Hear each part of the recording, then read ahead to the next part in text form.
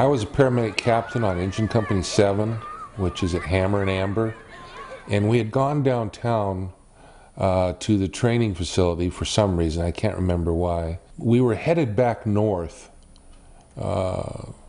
when we heard, and we didn't go on I-5 back in those days. We went up in the middle of Stockton, and we heard that there was a report of shooting at Cleveland School. We were not dispatched on the first call.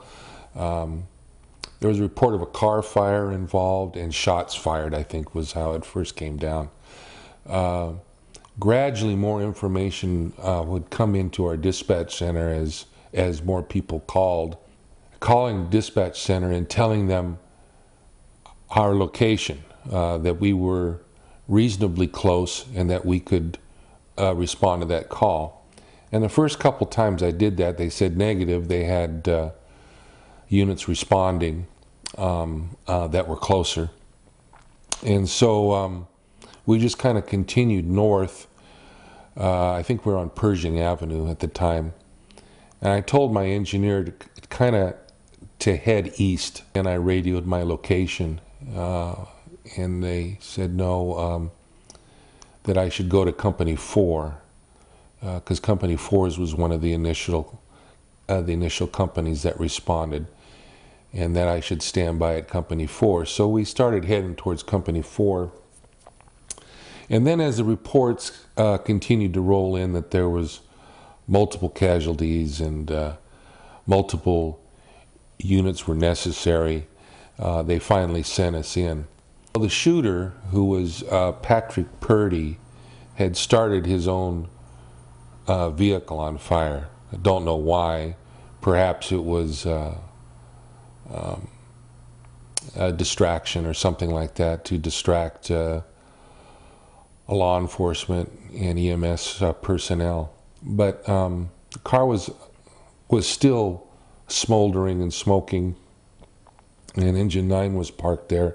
And so, you know, we're using our eyes and our ears trying to figure out what the heck is going on there. And we grabbed our equipment and ran into the backyard of Cleveland School. There was some portables there, some portable classrooms, and there was a police officer standing there. And I remember seeing him, and I ran over by him, and he was kind of looking down at this person that was laying there. And it was a guy in a fatigue coat, and next to him was laying an AK-47. And I looked at the police officer, and he said, "This is the shooter." Well, I looked at the guy, and it was clear that he had wounds that were incompatible with life. And so I quickly triaged him out, is what we call it, and I went out to the playground. The first 3 kids we came to and we knelt beside were dead. And I could see another one that wasn't too far away. And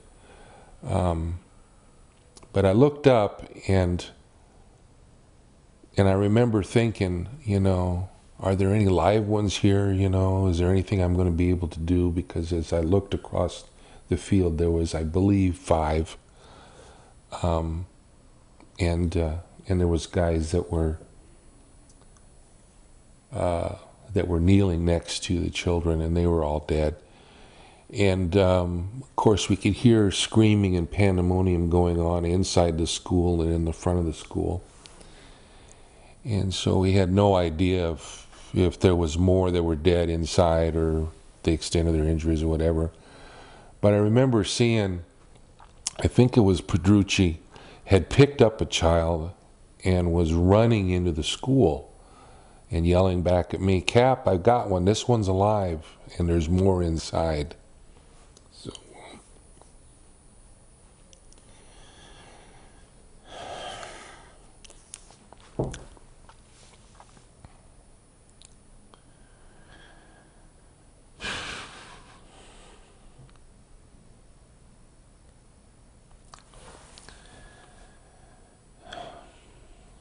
So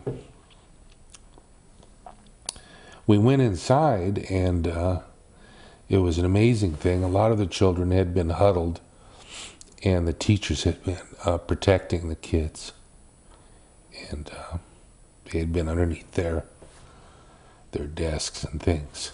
And so they had taken them out in the front, and the crews had set up a treatment and triage area. And it was amazingly so. There was a lot of children sitting there, some with, slight wounds. And out in front, there was like a eerie quiet, because all these little kids, were just bewildered. They had this look on their face of total bewilderment, because they had gone from their happy and safe environment, their school, with their friends and their teachers and things.